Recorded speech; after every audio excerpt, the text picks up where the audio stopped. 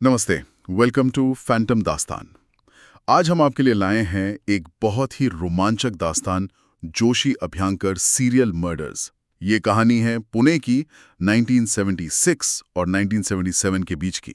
अब सोचिए, एक साल से थोड़ा ज्यादा वक्त और 10 कत्ल, 10 मर्डर्स।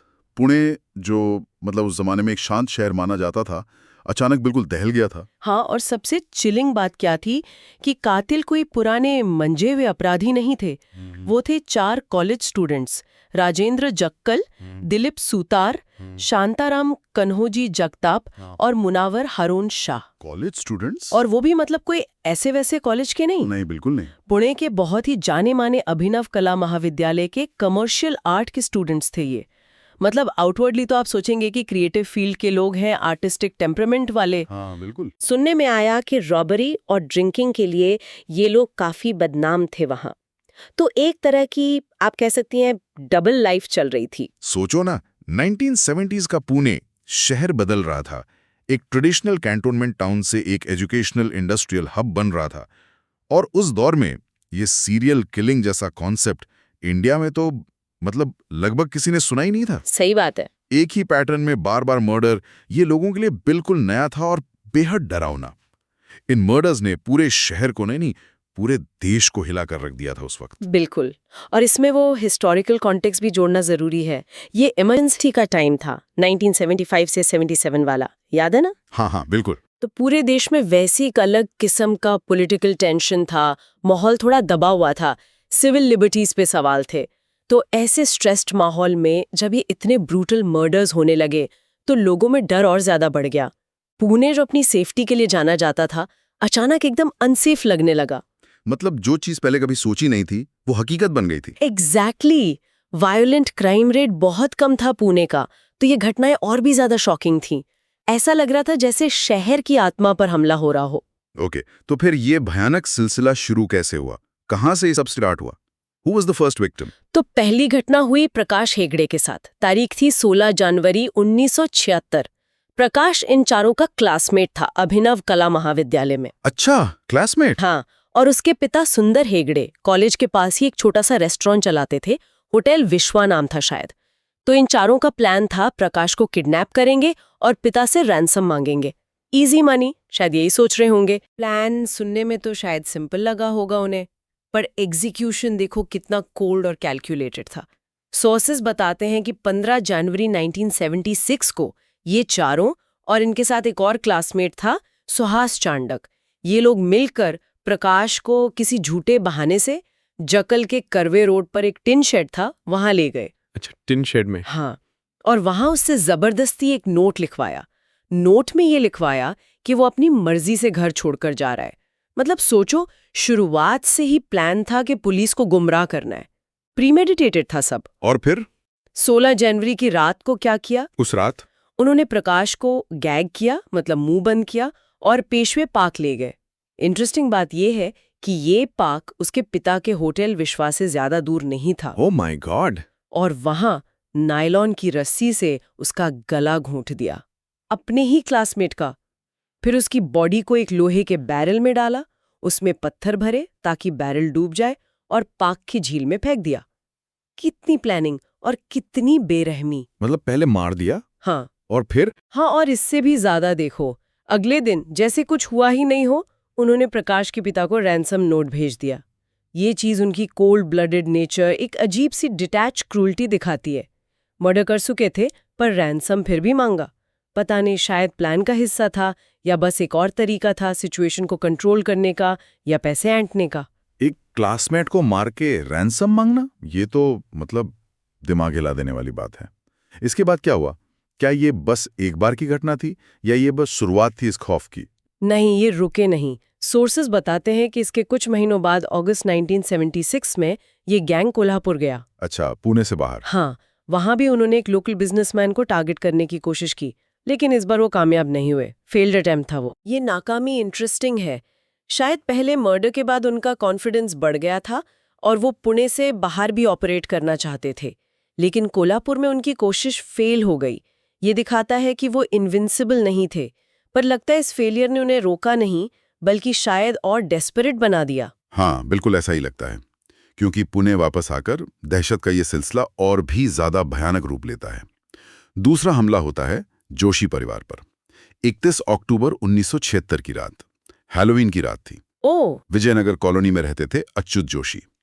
रात का वक्त था, घर में सिर्फ अच्युत जोशी और उनकी पत्नी उषा थे, और ये चारों हाथ में चाकू लेकर घर में घुस गए। घर में घुसने के बाद उन्होंने पहले तो कपल के हाथ पैर बांधे, फिर अच्युत जोशी का गला उसी तरह नायलॉन की रस्सी से घोंटा गया, बिल्कुल वैसे ही जैसे प्रकाश हेगड़े के साथ किया था। वही नायलॉन की रस्सी। हाँ, वही नायलॉन रोप। और उनकी पत्नी उषा को सफोकेट करके मार डाला, दम घोटकर। ब्रूटैलिटी का लेवल बढ़ता जा रहा था, और यहाँ पैटर्न बिल्कुल साफ होने लगा था। नायलॉन रोप, ये उनका एक तरह का सिग्नेचर बन रहा था, वो खास पहचान जो कातिल अनजाने में क्राइम सीन पर छोड़ जाता है। लेकिन उस रात का हॉरर यहीं खत्म नहीं हुआ। सोर्सेज ये बताते हैं कि जब जोशी कपल का टीनेज बेटा आनंद घर लौटा, ओह नो। हाँ, तो उसको भी पकड़ लिया गया, उसे नंगा किया गया और फिर नायलॉन की रस्सी से उसका भी गला घोट दिया। एक पूरा परिवार खत्म कर दिया। ये तो बहुत ही भयानक है। और इसके बाद घर से कुछ चीजें लूटी, एक मंगलसूत्र, एक वॉच और कुछ ₹1000 कैश। ये वायलेंस और रॉबरी का जो मिक्सचर है ना, ये समझ नहीं आता क्या मोटिव था इनका, सिर्फ लूट या कुछ और। ये मिक्स बहुत डिस्टर्बिंग है और इन्वेस्टिगेशन के लिए भी एक चैलेंज रहा होगा। क्या प्राइमरी मोटिव रॉबरी था और वायलेंस बस आउट ऑफ कंट्रोल हो गया, या वायलेंस ही प्राइमरी मोटिव था, थ्रिल के लिए, पावर के लिए, और रॉबरी बस एक बहाना या सेकेंडरी गेन था। और विक्टिम को नंगा करना, ये एलिमेंट बार बार आ रहा है। ये शायद सेक्सुअल असॉल्ट नहीं था, पर ये पावर दिखाना, डोमिनेंस जताना और विक्टिम को डीह्यूमनाइज करने की कोशिश जरूर थी। इतना सब करने के बाद भी लगता है ये रुके नहीं, बल्कि इनके रास्ते में एक और कोशिश हुई जो नाकाम रही। अगला इंसिडेंट 22 नवंबर 1976 की शाम, शंकर शेठ रोड पर यशोमती बाफना के बंगले पर अटैक किया इन्होंने। लेकिन इस बार उनकी किस्मत ने साथ नहीं दिया, या कहिए कि सामने वालों ने हिम्मत दिखाई। सोर्सेस के मुताबिक यशोमती बाफना और उनके 2 सर्वेंट्स ने हिम्मत दिखाई और उनका डटकर सामना किया। शायद ये इन लोगों के लिए अनएक्सपेक्टेड था। हाँ, बिल्कुल गए। ये घटना इंपॉर्टेंट है क्योंकि ये दिखाती है कि जब रेजिस्टेंस मिला तो वो भाग गए। वो शायद सिर्फ कमजोर या अनप्रिपेयर्ड टारगेट्स पर ही हावी हो पाते थे। पर इस नाकामी से उनका हौसला टूटा नहीं, शायद गुस्सा और बढ़ गया, क्योंकि इसके कुछ ही दिन बाद 1 दिसंबर 1976 को उन्होंने अपना सबसे भयानक और सबसे क्रूर हमला किया अभ्यंकर परिवार पर। अभ्यंकर परिवार, हाँ, ये नाम तो बहुत सुना है इस केस के सिलसिले में। हाँ, रात के करीब 8 बजे का वक्त था। भंडारकर रोड पर स्मृति बंगला, जो पुणे के एक बहुत ही रिस्पेक्टेड संस्कृत स्कॉलर काशीनाथ शास्त्री अभ्यंकर का था। काशीनाथ शास्त्री अभ्यंकर, हाँ, बहुत बड़ा नाम था उनका। बिल्कुल। उस वक्त घर में 5 लोग थे। सोचिए, एक पूरा परिवार। फिर से काशीनाथ जी खुद 88 साल के बुजुर्ग, उनकी पत्नी इंदिराबाई 76 साल की, उनकी मेड सखुबाई वाघ 60 साल की, और उनके 2 पोते पोती, जूई 20 साल की कॉलेज स्टूडेंट और धनंजय 19 साल का। ज्यादातर एल्डरली लोग और 2 यंग एडल्ट्स। कितने वल्नरेबल टारगेट्स थे ये। हाँ, बिल्कुल। और इन्होंने एंट्री कैसे ली? कोई जोर जबरदस्ती नहीं, बहुत ही सिंपल तरीका। डोबल बजाई। जैसे ही 19 साल के धनंजय ने दरवाजा खोला, उसके मुंह में कपड़े का गोला ठूस दिया, हाथ बांध दिए और उसे अंदर ले जाने को कहा। बिल्कुल प्रैक्टिस मूव लगता है, जैसे पहले भी किया हो। और फिर अंदर जाके एक एक करके सबको मार डाला। वही चिलिंग मेथड, मुंह में कपड़े का गोला, हाथ पैर बांधना और नायलॉन की रस्सी से गला घोटना। ये कंसिस्टेंसी, ये उनका सिग्नेचर मेथड बाद में पुलिस के लिए एक बहुत इंपॉर्टेंट क्लू बना, जिससे सारे केसेस को लिंक किया जा सका। और सबसे ज्यादा डिस्टर्बिंग था जूई के साथ हुआ बर्ताव। सोर्सेस कहते हैं कि उसे भी नंगा किया गया, उससे पूछा गया कि घर में कीमती सामान कहाँ है, और फिर उसे मार दिया गया। ये सिर्फ लूट तो नहीं हो सकती, ये पावर का एक बहुत ही ज्यादा ट्विस्टेड और सैडिस्टिक डिस्प्ले था। बिल्कुल, यहाँ उनकी सैडिस्टिक नेचर और पावर और कंट्रोल की भूख बिल्कुल साफ नजर आती है। वायलेंस में एक अलग ही लेवल की क्रूरल्टी थी, एक डिजायर थी डोमिनेट करने की, दर्द पहुंचाने की। सिर्फ मारने से ज्यादा कुछ था ये। जूई को स्ट्रिप करना, इंटेरोगेट करना और फिर मार देना, ये उनके माइंडसेट के बारे में बहुत कुछ कहता है। It wasn't just about the money, definitely not.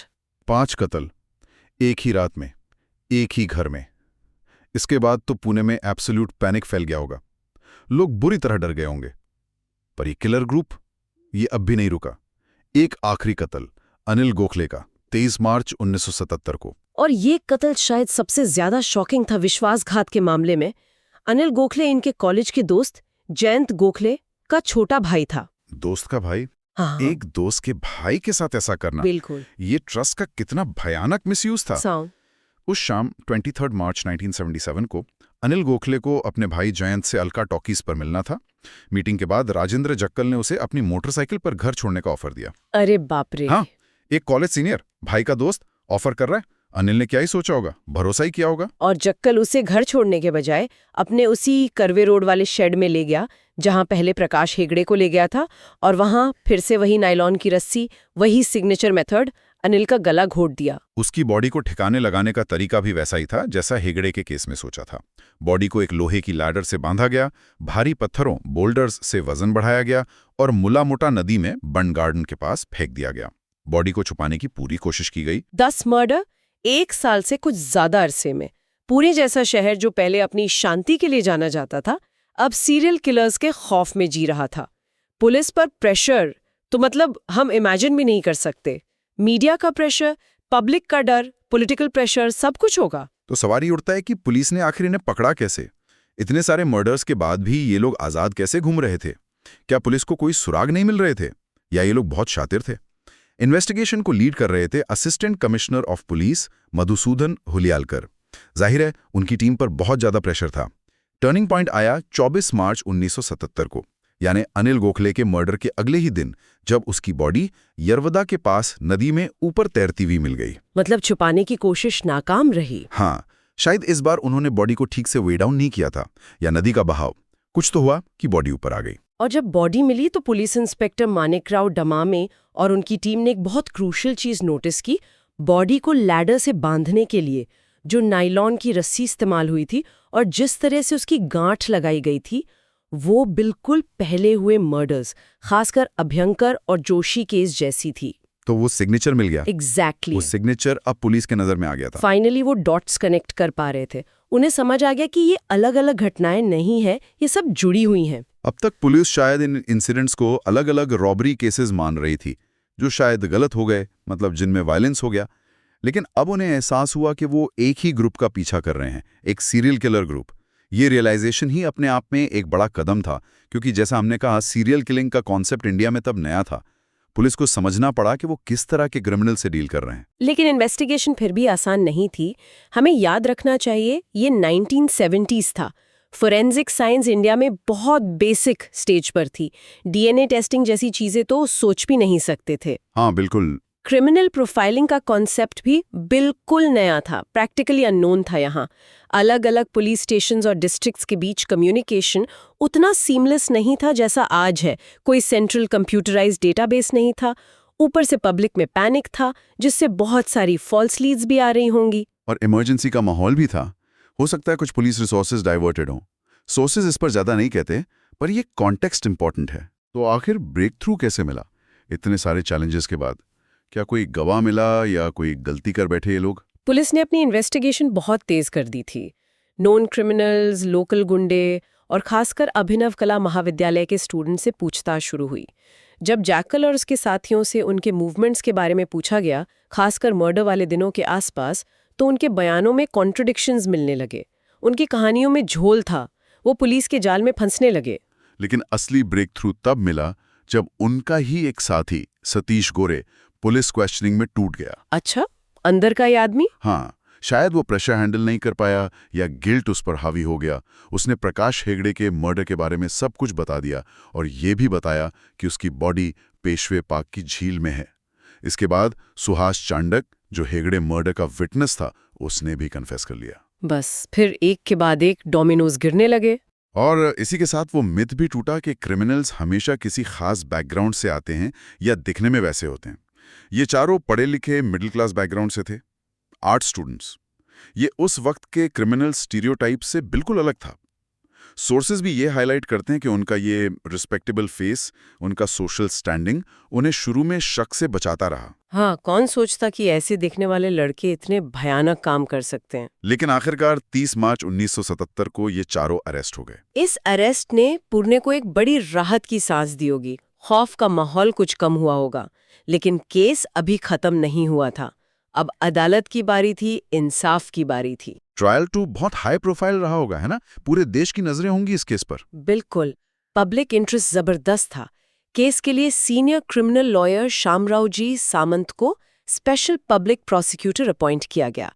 Trial 15 मई 1978 को पुणे डिस्ट्रिक्ट कोर्ट में शुरू हुआ और लगभग 4 महीने चला। मीडिया कवरेज बहुत एक्सटेंसिव थी।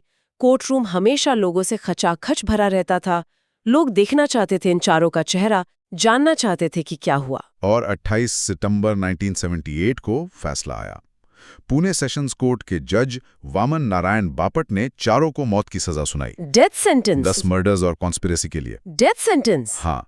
इसके बाद उन्होंने अपील्स की। बॉम्बे हाई कोर्ट ने 6 अप्रैल 1979 को डेथ सेंटेंस को कंफर्म किया। वो सुप्रीम कोर्ट भी गए, लेकिन वहां भी 17 नवंबर 1980 को उनकी स्पेशल लीव पिटीशंस डिसमिस कर दी गई। मतलब लीगल प्रोसेस ने हर लेवल पर उन्हें दोषी पाया। आखिरी उम्मीद होती है प्रेसिडेंट से माफी की अपील, मर्सी पिटिशन। वो भी की इन्होंने। हाँ, की थी, लेकिन वो मर्सी पिटिशन भी रिजेक्ट हो गई और आखिरकार 27 नवंबर 1983 को, यानी अरेस्ट के लगभग 6.5 साल बाद, उन चारों को यरमदा सेंट्रल जेल में फांसी दे दी गई। अंत आ गया इस कहानी का। हाँ, उन चारों का अंत। लेकिन इस कहानी का असर वो बहुत गहरा था। उस दौर का डिटेल्ड साइकोलॉजिकल एनालिसिस मिलना मुश्किल है। जैसा कि सोर्सेज बताते हैं, क्रिमिनल साइकोलॉजी तब इंडिया में उतनी एडवांस्ड नहीं थी। सही बात है। लेकिन जितना समझ आता है, उनकी पार्टनरशिप डायनामिक बहुत अजीब और डरावनी है। कैसे 4 अलग-अलग लोग एक साथ मिलकर इतने भयानक क्राइम्स करते रहे।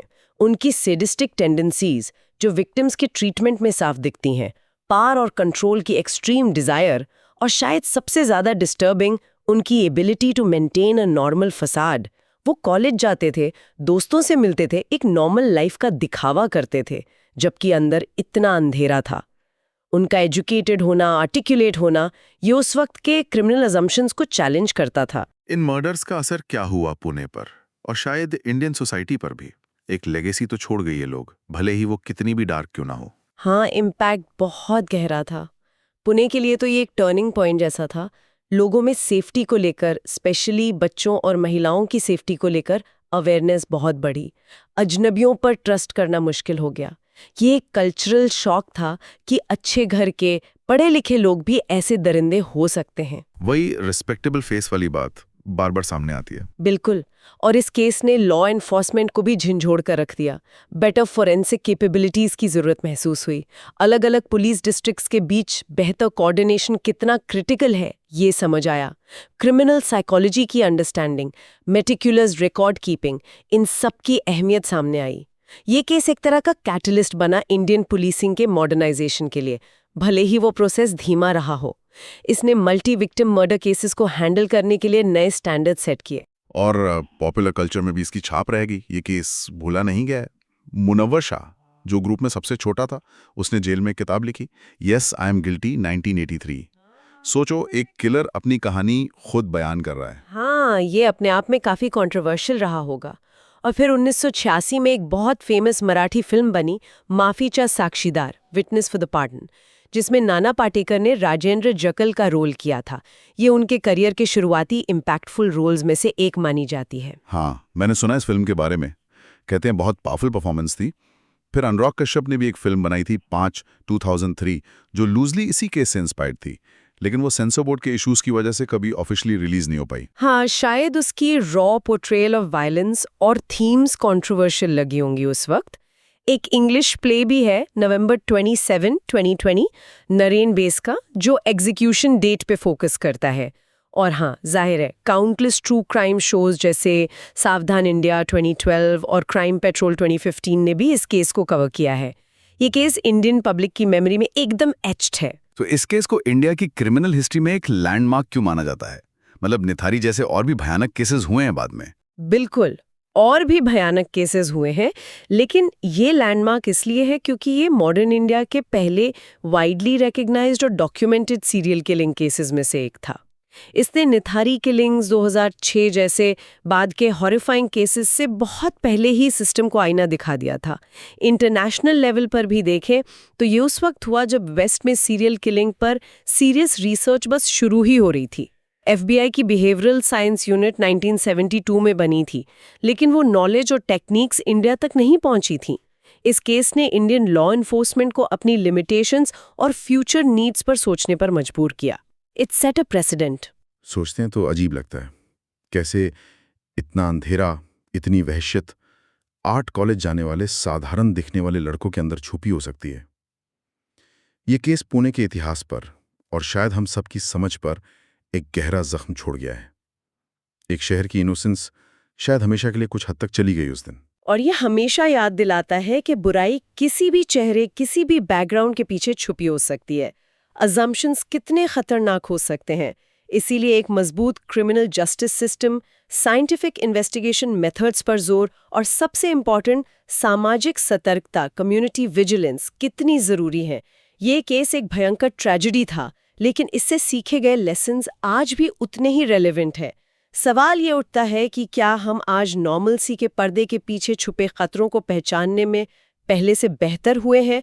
ये सोचने वाली बात है। Okay, so we hope you liked today's mystery. For more such talks, subscribe to our channel, Phantom Dastan.